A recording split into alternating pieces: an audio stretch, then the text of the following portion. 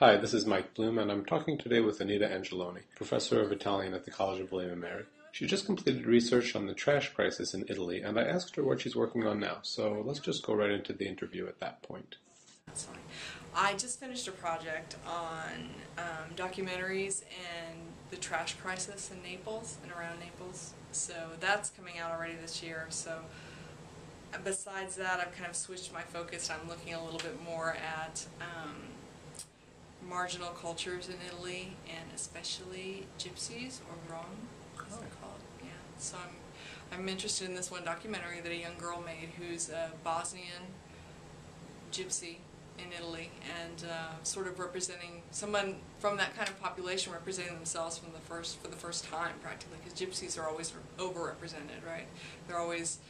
They're over-determined, basically. A gypsy can be anything and nothing at the same time, and this girl took a camera and filmed her life and started talking about how she feels to be placed in that position, and also trying to represent herself, and as she says, tell the truth about her people. So now when you say overrepresented, I guess what you mean is represented by others. Yeah.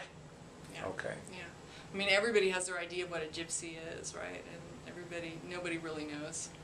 So right. That's what I mean by overdetermined, right? It's just like something that's like got so many layers of representation that you can't get down to the reality of somebody's existence. Right. Now, how many gypsies are there in Italy? That's a good question. There are several groups, and I don't know that I could actually give you a number.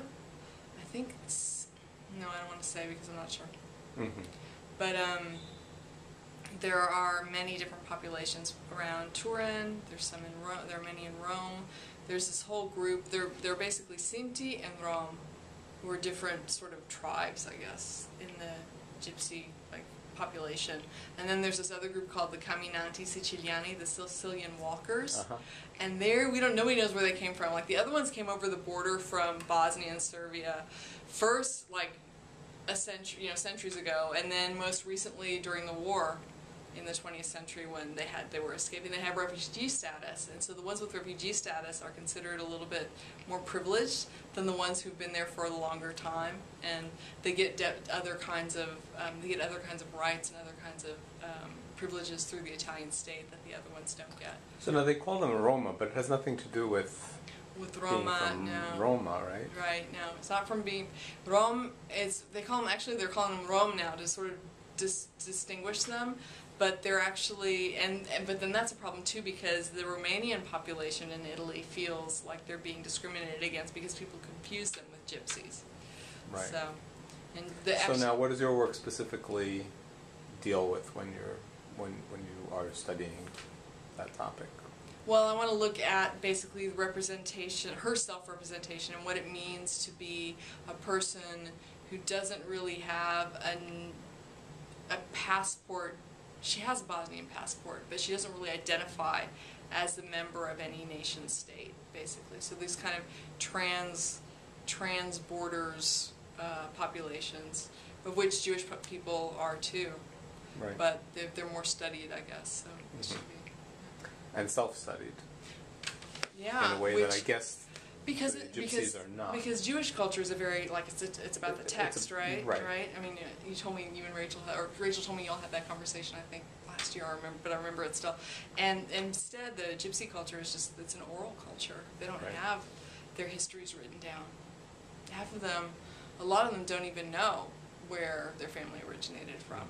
And that's the other problem too. I mean, in the Jewish community, there's this strong identifying. There are different groups within that. There's Reform, Orthodox, right, Hasidim, all that kind of stuff. But with the gypsies, there are so many. Each camp is its own little society.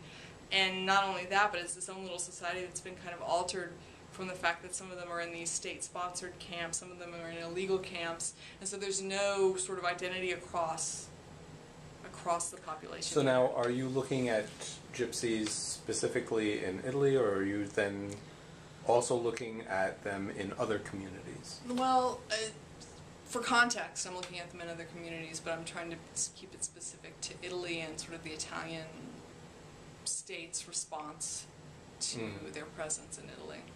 Although it's not a new one. They've been there for a long time. Well, yeah. Now, do you bring any of this into the classroom, or is this just research? And I showed the documentary in my film class last semester, but Oh, the documentary about... that the girl made. I showed clips from it and we talked about it a little bit, but I haven't actually used it in my classroom work yet, but I hope to. So, what are you teaching these days? Well, this semester I'm teaching a course on Italian women writers and feminism in Italy, which is a really fraught topic right now with the way that Berlusconi's television empire has reduced, although he's not alone. I mean, it's been going on for a long time, but it seems like to the degree at which women are objectified in Italian television is just through the roof right now. So it's been interesting looking at these Italian authors who are either write in a feminist way, but they don't actually identify themselves as feminists, a lot of them. We were talking about that in class today, actually. But yeah, so I guess that would not be... Is that not part of the culture in Italy to identify yourself as a feminist? A feminist, or not really. I mean, it's rare. It's there, but it's definitely it's not your average Italian woman, especially of a certain generation before 1970. So now these women writers, what era are you particularly looking at? 20th century. So we start with 1920s or I think it was 1917. Our first work was written. So this first kind of idea of women's rights in the state. So the idea, this woman wanted a divorce, but she couldn't get one, and the only way she could leave was if she left without anything, and she had to leave her son behind with her husband too, so she lost everything. So her memoir, basically, which is also kind of fictionalized, we look at that. It's kind of women writing lives and writing their own lives, and also blurring the boundaries between memoir and autobiography and fiction. Now, are you doing this in Italian or in English? It's actually in translation.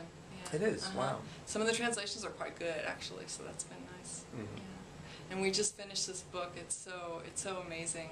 It's called The Iguana, and it's about this kind of shape-shifting thing that's an iguana most of the time, but she's feminine, she's female, and she's a monkey, and then she's an iguana, and then she's a servant girl, and she kind of changes back and forth throughout the book. It's really, really interesting. Sounds like a weird take on Virginia Woolf's Orlando. Yeah.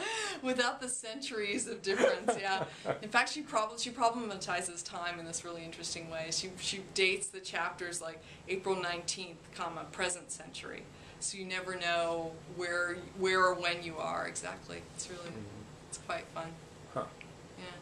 My final question for Professor Angelone was whether she could make any reading recommendations for me, something that might give me some insight into Italian or Italian studies as it is right now. And let's listen to what she has to say. Calvino, there you go, thank you. Oh, Italo Calvino. If you read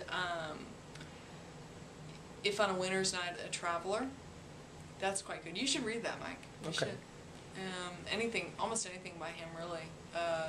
I guess I have something by him, Cities, like some sort of folk tales or something. Marco Valdo, yeah, those are just folk tales that he actually collected and transcribed, but he wrote this incredible fiction. I mean, it's been labeled as postmodern, but you can argue with that or not. But the Castle of Crossed Destinies is one of his books. He writes wonderfully. Oh, okay. Yeah. I'd have to know what postmodern was for me to be able to argue against it. It's after the modern. It's after the modern.